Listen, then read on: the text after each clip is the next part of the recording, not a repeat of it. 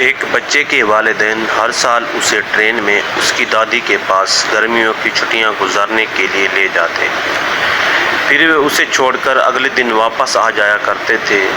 پھر ایک سال ایسا ہوا کہ بچے نے ان سے کہا، میں اب بڑا ہو گیا ہوں، اگر اس سال میں دادی کے پاس اکیلا چلا گیا تو کیا ہوگا؟ والدین نے مختصر بحث کے بعد اتفاق کر لیا اور پھر مقررہ دن اسٹیشن کے پلیٹ فارم پر پہنچ گئے۔ والد نے جوں ہی کچھ سفر کی ہدایات دینا شروع کیں تو بیٹا اکتاہٹ بھرے لہجے میں کہنے لگا، ابا جان، میں 1000 مرتبہ یہ ہدایات سن چکا ہوں۔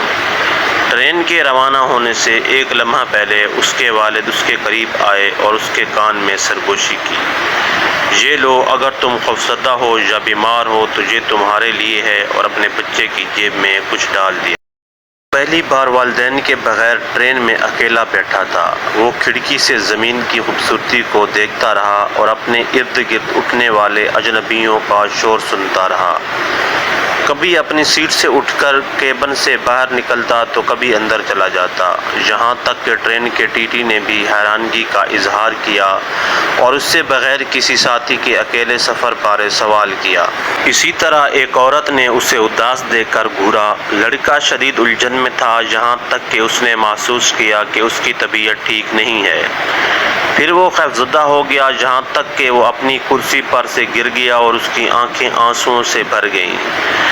اس لمحے اسے اپنے باپ کی سرگوشی یاد آئی کہ فلاں لمحے اس نے میری جیب میں کچھ ڈالا تھا۔ اس نے کانپتے ہوئے ہاتھ سے جیب میں تلاش کیا تو چھوٹا سا کاغذ ملا۔ اس نے اسے کھولا تو لکھا تھا، بیٹا، میں ٹرین کے آخری ڈبے میں ہوں۔ یہ الفاظ پڑھتے ہی گویا اس کی روح لوٹ آئی۔